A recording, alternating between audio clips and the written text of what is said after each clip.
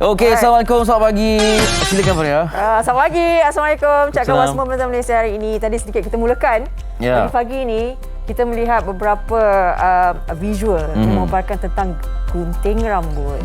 Pastinya ini antara berita yang menggembirakan juga bagi mereka kan. Betul. Sebagai pemilik gunting rambut, tahu mereka ini sangat-sangat terjejas sekarang ni. Betul lagi sekarang ni dah keluar sedikit penggarisan lah kan.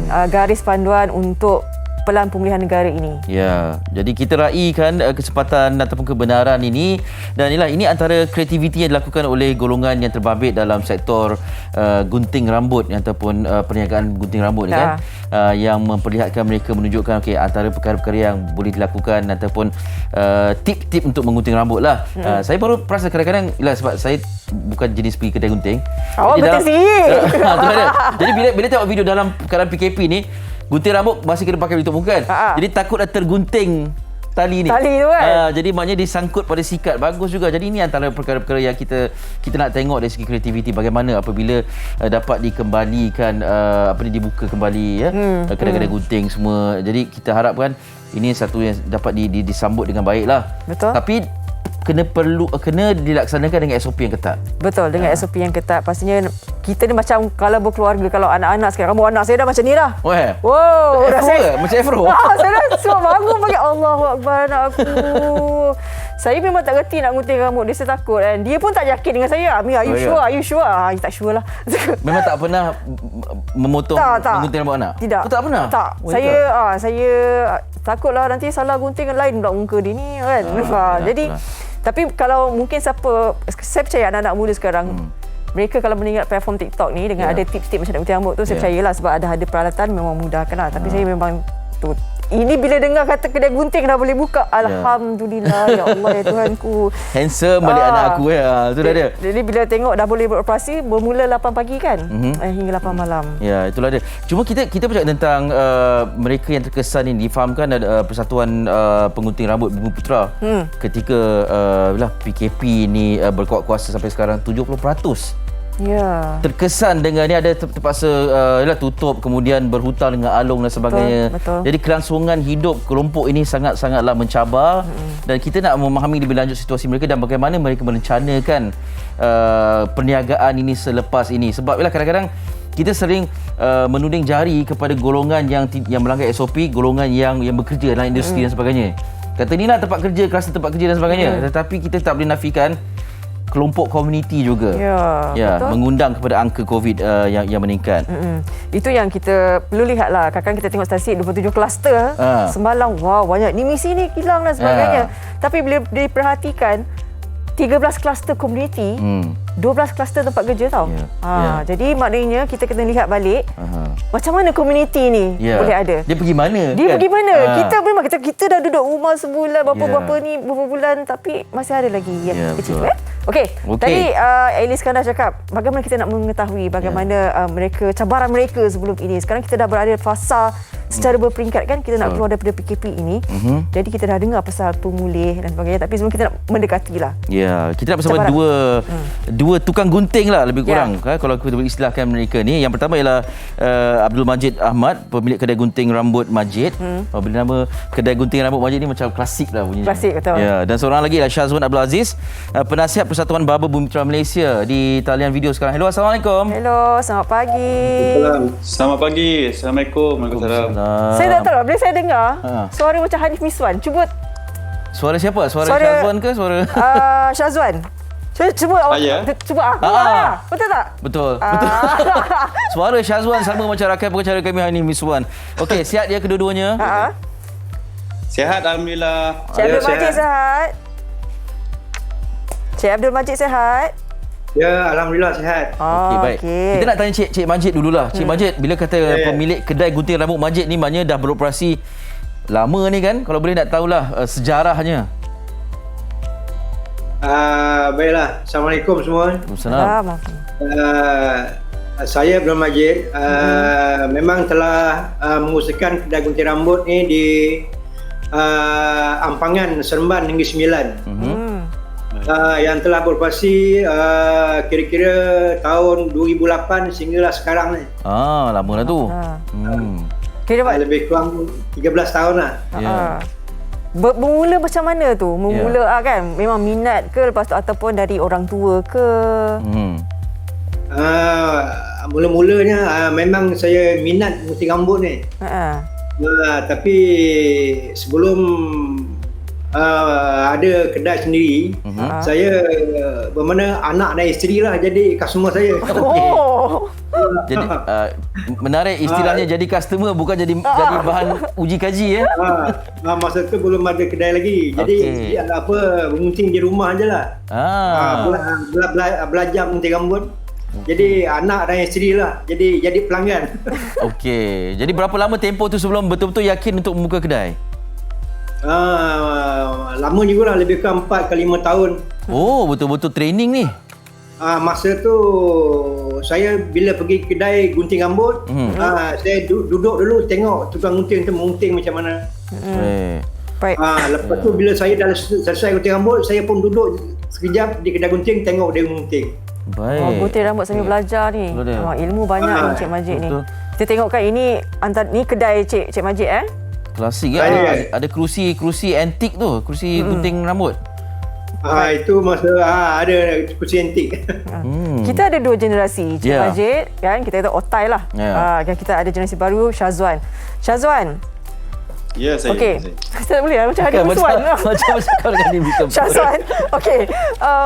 Mungkin sebelum adanya bila dikatakan semalam kata okey dah boleh buat operasi kedai gunting dan sebagainya, ada waktu tentu dengan SOP yang sangat ketat.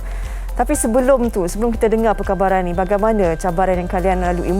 Kita dah lalui banyak kali, tapi mungkin tempoh yang sangat terkesan buat kalian. Hello? Syazwan boleh dengar? Saya. Ya. Okey, silakan. Okey.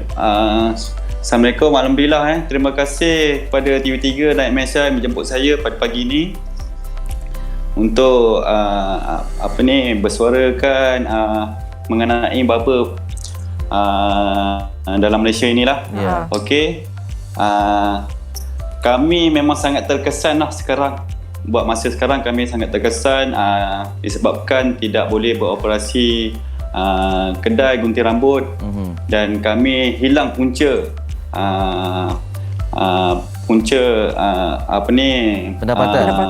pendapatan kami lah untuk tanggungan yang kami lalui setiap hari lah. Okey. Dan Syazwan, maaf kalau saya tanya, bila PKP ni dilaksanakan daripada awal, berapa bulan selepas tidak berupaya untuk beroperasi tu mula rasa kesannya? Kesan dia. Kesan dia memang kira memang terlalu awal lah. Terlalu awal kesan dia bagi saya pengusaha apabila tidak boleh kedai tidak boleh beroperasi, memang saya tidak tahu lagi untuk mencari macam mana mencari pendapatan. Kira kalau orang cakap mengikut SOP ni, SOP ni memang kita pun tidak boleh lah nak buat belakang-belakang ke apa sebab kita patuhi SOP kerajaan lah. Nak buat rumah ke rumah pun tak boleh kan? Tak boleh. Sebab itulah kami ni pun berkemungkinan mungkin punca rezeki tu di mana-mana saja orang cakap kan. So apa yang kita nak buat sekarang ni, apa yang boleh yang kita buat untuk mendapatkan pendapatan, itulah saya buat. Sekarang ni lah, buat masa sekarang ni. Sementara kedai boleh beroperasi semula. Okey, kita dah dengar dari Syazwan macam mana terkesan. Maknanya dalam tempoh yang baru tu cakap dah keluar arahan dah memang terkesan. Sebab kita faham kalian pendapatannya harian, kan? Cik Majid?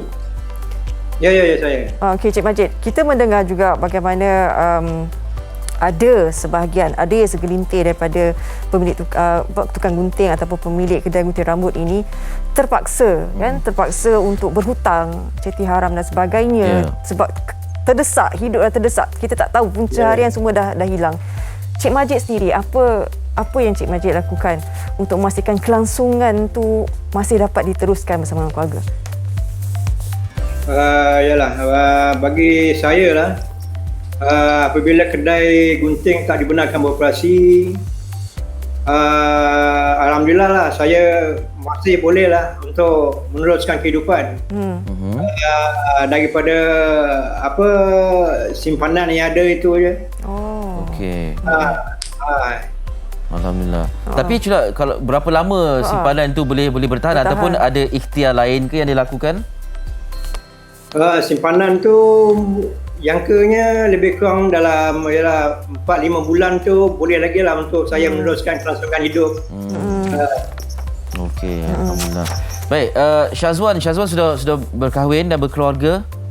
Ya, sudah cik. Ya ke? Jadi tanggungan keluarga tu adakah di tangan Syazwan saja ke ataupun isteri juga turut? Ya, semestinya di tangan saya lah, sebab saya pun masih lagi baru dah dapat cahaya mata. Masih kecil lagi lah, baru 7 bulan. Okey. So tanggungan itu memang dekat atas saya lah semuanya, segalanya. Okey. Baik, tadi disebutkan tentang mencari jalan lain kan. Alhamdulillah ni dah dibuka lah. Dan kita harapkan akan dapat terus beroperasi. Sekarang pun minta maaf, sekarang pun masih banyak lagi yang tak berapa clear. Ya, okey. Kedai tidak boleh dibuka apabila angka 4,000 ke bawah, kita orang tak boleh beroperasi lagi. Kami tidak boleh beroperasi lagi. Maknanya kena tunggu fasa kedua baru boleh beroperasi. Ya. Betul. Sekarang ni yang saya dapat tahu, Sabah Sarawak lah. Sarawak dah boleh beroperasi lah. Dalam Malaysia kita memang tidak boleh lagi lah. Buat masa sekarang ni. Macam Syazwan dekat Selangor, kita tahu statistik harian di Selangor, angkanya masih lagi tinggi. Terlalu tinggi lah. Okey, kalau Cik Majid tadi ada simpanan yang boleh bertahan 4-5 bulan insya-Allah. Kalau Syazwan macam mana? Ataupun pada masa sama diikhtiarkan cara lain untuk mendapatkan pendapatan? Buat masa sekarang ni alhamdulillah lah ada lagi simpanan lah. Tapi makin lama makin dikikis boleh habis tu kan. Yalah, itulah dia. Tapi dalam masa sama saya buat jugalah online business orang panggil kan. Lebih kurang macam tu lah saya buat untuk backup saya punya pendapatan harian lah. Alhamdulillah daripada situ saya peroleh pendapatan. Alhamdulillah untuk harian saya ni lah berbelanja lah. Okey, alhamdulillah. Cik Majid, okey, kita nak tahu, kita dah dengar kan bagaimana Pemulih ini memberi bantuan untuk menyokong perniagaan, terutamanya kepada perusahaan kecil dan sederhana mikro ni kan. Macam kalian ni perlu dibantu untuk meneruskan kehidupan. Jadi bila kita dengar bantuan demi bantuan, betul kita ada bantuan tu, tapi cara untuk merancang tu perlu bijak dan inilah untuk dapat kita pertahankan. Cuma macam Cik Majid sendirilah kan. Dia apa sebenarnya yang kita nak dengar luahan tu macam mana kan? Macam tadi Syazwan kata kena tunggu 4,000 baru boleh. Bawah 4,000 kan baru boleh operasi. Maknanya fasa satu lagi. Macam Cik Majid sendiri, apa yang berhadapan dengan masalah bagaimana sekarang ini? Macam hati tu memberontak apa? Yalah. Bagi saya, masalah saya walaupun masih boleh bernafas kata orang tu, tapi berharap dapat juga kalau kedai gunting ni dibenarkan beroperasi. Sekurang-kurang pun kita bolehlah dapat meneruskan kelangsungan hidup kita. Kalau tak beroperasi tu, mungkin sampai masa dan ketika saya pun mungkin terduduk jugalah. Okey. Ada ikhtiar lain yang akan dilakukan juga kalau misal kata tidak mampu bertahan? Mungkin saya cuba juga ikhtiar lain lah kalau seandainya tak mampu lagi bertahan. Maknanya sekarang dah ada perancangan lah. Maknanya ada perancangan. Kalau plan A, plan B kan. Kalau tak ni tak boleh, dah mula merancang awal lah kan.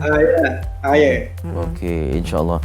Baik, kita nantikan perkembangan dari masa ke masa kan. Insya-Allah di negeri tertentu dah pun dibenarkan beroperasi. Kita harapkan ada perkembangan positif lah dan semoga Cik Majid, Syazwan juga kawan-kawan lain yang terbabit dalam sektor ini tabah berhadapan dengan ujian ni ya.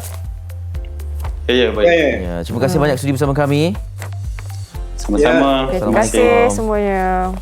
Ya, itulah. Ini cabaran lah bekerja dalam satu sektor yang unik sebab ia menjadi keperluan. Tapi bila PKP ni sebab justifikasinya lah orang tak keluar rumah, tak pergi mana-mana, tidak ada keperluan untuk potong rambut ataupun berdandan sangat. Tapi ia memberi kesan kepada mereka yang berniaga. Ya, itulah dia. Dan tadi betul juga apa yang Syazwan cakap. Sekarang ni perlu ada penggarisan yang jelas lah, garis-garis yang jelas untuk mereka kan. Ya, betul. Untuk operasi kita dengar macam alhamdulillah dah buka. Oh, rupanya macam ni dan sebagainya. Itu yang perlu kita ambil tahu juga lah sebagai kita membantu, sama ada kita membantu mereka ataupun keperluan kita juga. Ya. Okey. Betul. Baik. Itu kita bercakap berkenaan dengan bagaimana mereka ni antara yang terkesan dan bagaimana nanti harus mereka meneruskan kelangsungan